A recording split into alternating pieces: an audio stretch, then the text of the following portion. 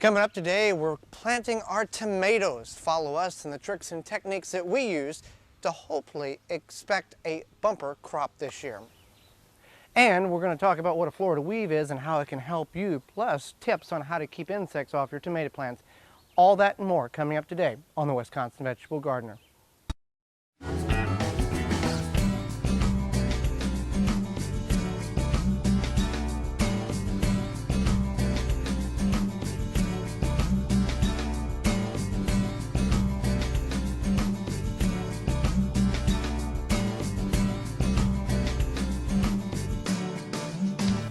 The Wisconsin Vegetable Gardener is sponsored in part by, for all your non-GMO, heirloom, organic, vegetable, flowers, and herb seeds, visit dollarseed.com. Sioux Growing Supply, located in Wausau, Wisconsin, focusing on certified leaf compost, an excellent amendment for poor soil, retains moisture and adds nutrients, which equals less watering. Available in Sioux organic seed starting kits, pre-filled trays and pots, bag and bulk. Visit SiouxCompost.com. Organic fertilizer for the health-conscious organic home gardener. Family owned and operated. Visit thewiveggardener.com. Don't poison your soil with municipal water. Attach a body, mind, and soil hose and filter. Free shipping exclusively through the WisconsinVegetableGardener.com. Just click on the body, mind, and soil icon. Authentic Haven brand soil conditioner for the home gardener. Easy to brew, 100% organic. Visit ManureTea.com. Welcome to the Wisconsin Vegetable Gardener. I'm Joy Baird. Well, it's that time of year where we're excited because we get to put our tomatoes that we have worked very hard to start indoors in the ground. Now there's a couple of techniques that we're changing that we normally do that we're going to do differently this year. Here's one of the beds here. We've got 10 spots here where we're going to plant our tomatoes. This was a bed that Holly and I worked mid-August last year. We weeded it. We had butternut squash in it last year. We weeded it and put 6 cubic feet of certified leaf compost on it from Sioux's and walked away. In the fall, we came back and we mulched it with, at that time, was about 8 to 10 inches of leaves. Come this spring, we decided this was going to be a bed for tomatoes. We put the cages in to mark where our tomatoes were going to be, and we've not tilled the soil. We're trying to go with a limited amount of soil disturbance so we don't destroy the microbes and kill unnecessary worms, because when you go in and till, in some instances, yes, you have to till, but in most instances, you don't have to till, and by not tilling, we're not destroying the ecosystem that is beneath the earth, beneath the topsoil that we can't see, because by exposing that to the environment, you kill off a lot of the microorganisms, and they have to generate a new colony, and they work in the soil. So it's something to keep in mind. If you can avoid tilling or disturbing the soil as much as possible, just think of it as nature. The prairie doesn't till itself up whenever it's time to drop the flowers or the grass seed. It naturally seeds itself, so keep that in mind. So a couple of things that we're going to do differently here is, one is, as if you've grown tomatoes for very long, you know that we can plant these things very deep. Let's see what I got here. All right. Got a good root system on here. We've got these planted, a lot of them in root makers. It really helped develop the roots and not cause any spiraling and locking up in the pots, root bound in the pots. So got a lot of roots on there. Now you plant the tomato deep. We know that. That's far too deep. We're gonna have to backfill a little bit. We'll get into, got a lot of worms in this. Here it's very moist because we allowed very little disturbance of the soil and we mulched it. And then down the center here, we had extra shallots. So we went ahead and planted shallots in the center here. Not going to hurt anything. By the time they get to maturity, they won't be, they'll be done growing by the time the tomatoes begin to shade them out. Okay. That's not terrible there. We want to pop off the lower leaves, get rid of those. Now, we're doing something a little different this year.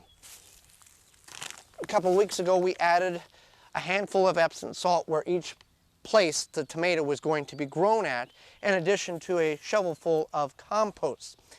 Now, different people will tell you that the Epsom salt doesn't need to be added. You can oversalt your garden. That's fine. There is some scientific backing to that. What we have found and other gardeners have found is by incorporating a little bit of Epsom salt into your place where you're going to plant tomatoes, it will greatly reduce the chances of blossom rot. That's where the tomato rots on the bottom because of a lack of calcium. Epsom salt allows the plant to take up the available calcium in the soil, so that is why we do it. We don't put tonnage on, we put just a little bit, enough to assist the plant.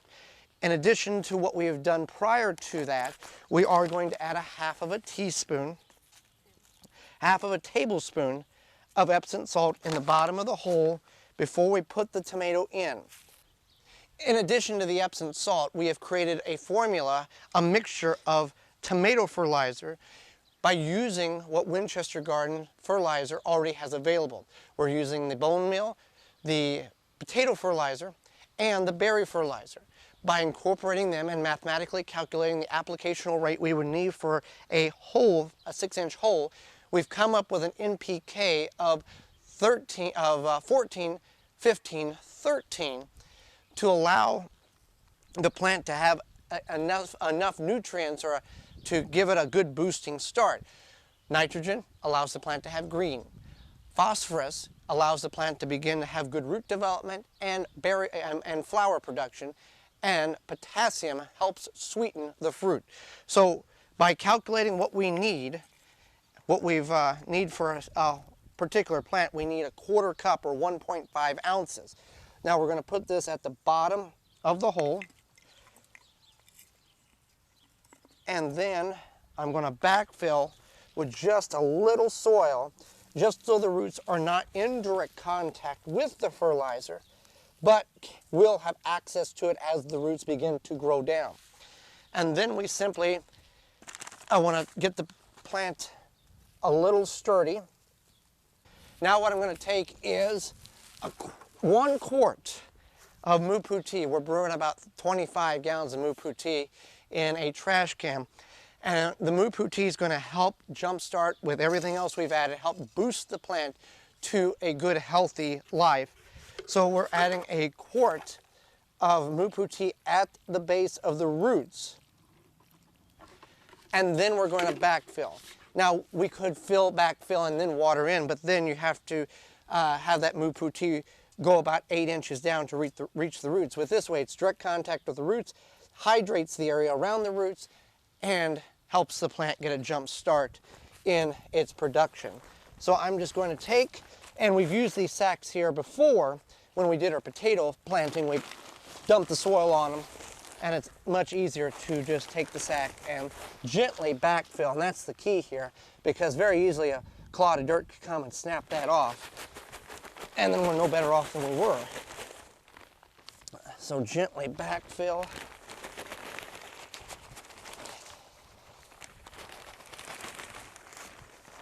And then we take the mulch that we had pulled back, this leaf mulch, put around the base here. Anything that's close to touching the soil, we're going to clip off. Everything looks good here. Take the tomato cage, and now these are just average, ordinary tomato cages, nothing special, because that's what we have. So that one's planted. I got 9 more to go. We're going to do the same procedure with the following 9 as we did with this one. To find out what varieties of tomatoes that we are growing, you can go to our website, thewiveggardener.com, and there is a tomato tab at the top of the page. 1, some of the techniques on how to grow them, and 2, the varieties that we are planting in our garden this year. So I'm going to get these planted, and then we'll come back with one more step to help ensure or greatly reduce some of the diseases that your tomato plant may acquire during its growing life. So I got all the rest of these planted. I got 10 in this bed total, and the soil was just gleaming with life. Worms and ants and little crawly things. So the very healthy soil, very moist soil, and that's contributed to a couple of factors. 1, minimal soil disturbance from no soil disturbance except for digging these holes since 10 months ago. And 2, putting this mulch on top with the leaves in the fall holds in the moisture, keeps the soil covered. Keep in mind, in nature, very, very few pieces of land are uncovered when it comes to soil in nature, excluding like deserts, but in the woods and prairies, all that is covered with some type of material. There's not barren soils. So keep that in mind if you want to start mimicking nature. Keep your soil covered with some type of natural material. Now that we've got these covered, we all experience the issue of early blight. That's the discoloring of the leaves that works their way up the plant. By the end of the season, you have a bare plant with tomatoes on it. One of the ways to greatly reduce the effects of early blight is to use whole grain cornmeal. Now, early blight happens because there are fungi in the soil that splashes up on your tomato leaves. So what we've done here, we've taken off as many leaves as we can without killing the plant. Also, we buried it deep, and when soil splashes up on the leaves, 90% of the problems your tomato plant will face is a direct result of soil splashing up on the leaves. So we've taken and we've mulched around the plant to greatly reduce the amount of splashback during rain, and we're also going to apply a handful of whole grain cornmeal around the base of each plant. Whole grain cornmeal we use, it can be used yellow or white. We always use yellow. It has a beneficial element in it called trichoderma, which fights off the bacteria in the soil that splashes up on your tomato leaves, on your tomato plants. So just one handful around, even though we've mulched, this will also help reduce splashback with that bacteria or the fungus in the soil. It's not just your soil, all soil has it. So this is one way to greatly reduce the effects or greatly reduce the early blight disease that we have all faced and all have had in our garden in one way or another. We have used a number of nutrients to help our plant get a jump start. We've used the Moo-Poo tea, we've used the Epsom salt, we've used the fertilizer, the combination of the potato fertilizer, the bone meal, as well as the berry fertilizer to help give our plant the nutrients that it needs, in addition to the compost that we have added to our beds over the last several years. The healthy soil, the nutrients that we've added, we hope will have, and we know will have, a direct effect to the success of our tomato plants. Now, you may have a specific recipe of what you put in the bottom of the hole before you plant your tomatoes. Maybe a recipe or a formula that's been passed down for your family for generations. And if it's successful, go ahead and use it. We're not saying that ours is the one and only way, but this is one way that we have found that can greatly help the success of the tomatoes that we're growing in our garden. Growing in containers is a great way to expand your growing space, whether you have ground to grow in or not. Tomatoes are one of the most popular items that many gardeners decide to grow whenever they grow even just one item. So we're going to plant tomatoes in 2 different methods here in containers. We're going to plant it in the root maker that has porous holes on the outside here, which allow the plant to be more root pruned, which accelerates more root development, which in the end result is a healthier plant because you have better and more roots. Then we're going to plant in a burlap sack, we've rolled it down so it's 2 layers thick, and we're going to plant in that. Now, if you don't have burlap sacks and you're interested in getting it, whether for planting in or using it as a walk path like we have in other portions of the garden, you can get a hold of your local coffee roaster, and they may have some available for you for free. If they ask for you to pay for some, ask around. We found many companies, many coffee roasters that were more than happy to give them away to us. You can also buy just the fabric itself and create your own burlap sack walkways or other recyclable materials. So we're going to start with the root maker here. This is a 5 high, and we're going to take an early girl out of our root maker tray. Now the key is to let these dry out quite a bit, and then they'll slide out. You can see all the massive amount of roots here that the root maker has allowed the plant to put on.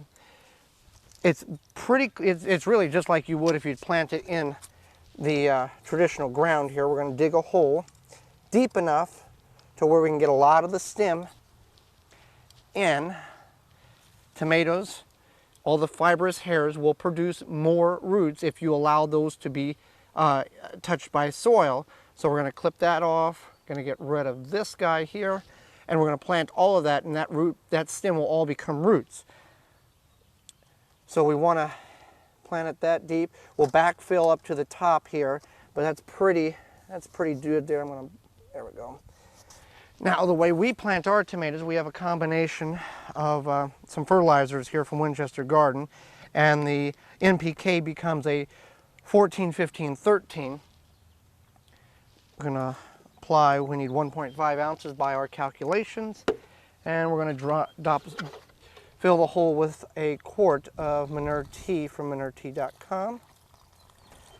All right, and then we'll plant in that. And it's that simple. We're backfill. Got good compost here. We'll open that bag up and backfill, but the process in the burlap sack, same way. We're going to plant this mortgage lifter. This is a different form of the root maker. A lot of roots there. Now you can put the fertilizer in before, you can put it in after. You just want to avoid really allowing the roots to come in really direct contact right away with it, because fertilizer is a mineral and too much of it can burn your plants. So you want to follow the applicational rates correctly. Water this in, and I'll get rid of that, get rid of that. Now I'm going to backfill with the... So when doing tomatoes in containers, you do want to have some form of support, whether it's a cage or some kind of stakes. I'm putting some whole grain cornmeal around the base.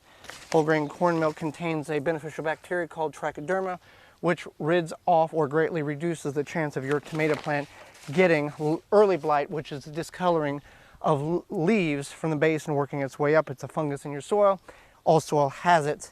You can also reduce the chances greatly by mulching with dried grass clippings, straw, shredded paper. In this instance, we're using shredded leaves. And that's just that easy to grow a tomato in a container, whether you have ground to grow in or not. PVC pipe, soup cans with both ends cut out of them, or the rings of soda bottles can all be a very beneficial addition to your garden, especially when we're talking tomatoes. Now, I can't get credit for this one. You can't give me credit for this ideal. It came from Callie Kim 29. She is also a fellow YouTuber and friend in California. One of her viewers suggested this, and we've had a problem with the tomato hornworm. It's a caterpillar that will eradicate your tomatoes just about the time they begin to get ripe. They're very difficult to spot, and then they also burrow in the ground, lay their larvae, and that larva comes back the next year. These things morph into a butterfly moth, very pretty, but they're very destructive to your tomato plants. So how this works is you can take anything of ring size, small soup can, big soup can, PVC pipe. If you use PVC pipe, make sure it wasn't used for plumbing. If you have scraps left over, you want something big enough that can go around the base or go around your tomato plant. I'm just going to take this one here, gently push it, get it at the base here. Okay.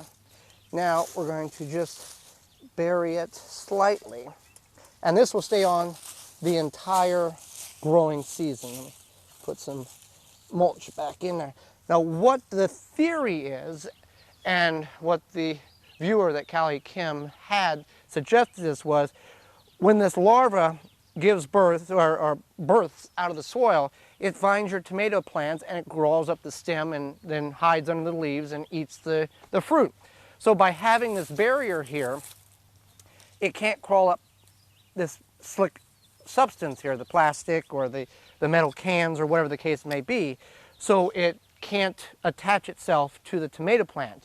Now also the key is not to have your tomato plant leaves hanging on the ground or laying on the ground to where that caterpillar can get its way access to it.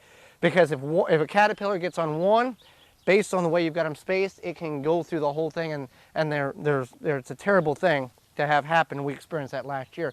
So if you have problems with that, or you don't, and you really don't want to have problems, go ahead and find some soup cans, some rings that cut the center out of soda bottles, anything that you can put around your tomato plant to act as a barrier to help greatly reduce the chances of that tomato hornworm getting a hold of your tomato plant and totally destroying it.